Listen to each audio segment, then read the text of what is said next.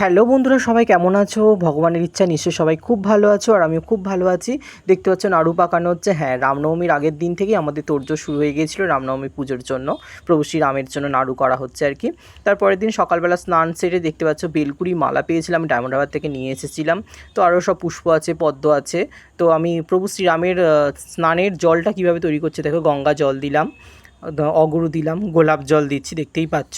তারপরে দিলাম ধান, তারপরে দিয়ে দেবো দূর্বা, তারপরে দিয়ে দেবো হলুদ যে গাঁদা ফুল আর কি, তারপরে দিলাম কর্পূর, তারপরে ওর সাথেই চন্দন নিয়ে মিশিয়ে নিয়েছিলাম, সাদা চন্দন আর কি।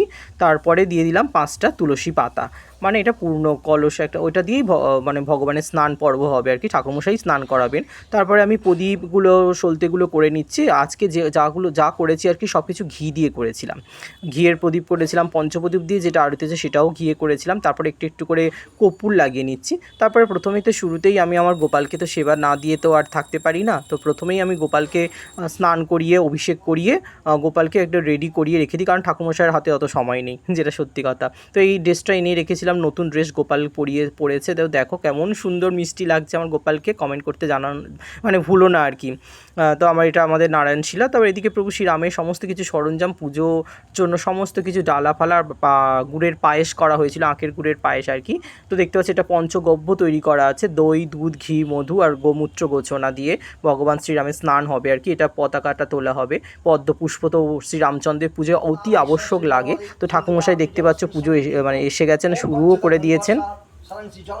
তো সত্যি খুব ভালো লাগছে। আর মানে কি বলবো আর কি, তোমরা মানে রামনবমীটা কেমনভাবে আরও পালন করেছো সেটা তোমরা আমাকে জানিও কমেন্ট করে।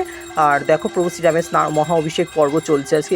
এইটাই সবথেকে বেশি পুজোর আমার খুব ভালো লাগে, যেটা ঠাকুরমশাই অনেকক্ষণ ধরে স্নান করিয়েছে। তো আমি কিছুটা তুলে ধরেছি তোমাদেরকে দেখাবার জন্য, তোমরা সেটা উপভোগ করো। আর কেমন আমার রামনবমী পুজোটা কেমন হলো মানে হয়েছে, বা মানে ভুল ত্রুটি হলেও জানিও একটা কমেন্ট করে। তো দেখো ঠাকুরমশাই মাল্য প্রদান করলেন, তারপর পদ্ম মানে করে, তারপরে রামায়ণটা আমি রেখেছিলাম, আমাদের রামায়ণ ছিল কীর্তিবাসী রামায়ণ, সেটাও পুজো করে দিলেন। তো ঠাকুরমশাই আরতি করতে ব্যস্ত। তো প্রভু শ্রীরামচন্দ্রের সময় মঙ্গল আরতি সবাই দর্শন করো মন প্রাণ দিয়ে। প্রভু শ্রীরামের দয়া যেন তোমাদের ভক্তির উদয় হয়, রাম নাম যেন জয় হয়, সেটাই বলবো। আর আমাদের বাড়িতে আমাদের মা আমাদের পারিবারিক লোক ছাড়াও আশেপাশে অনেকেই পুষ্পাঞ্জলি দিতে এসেছিলেন।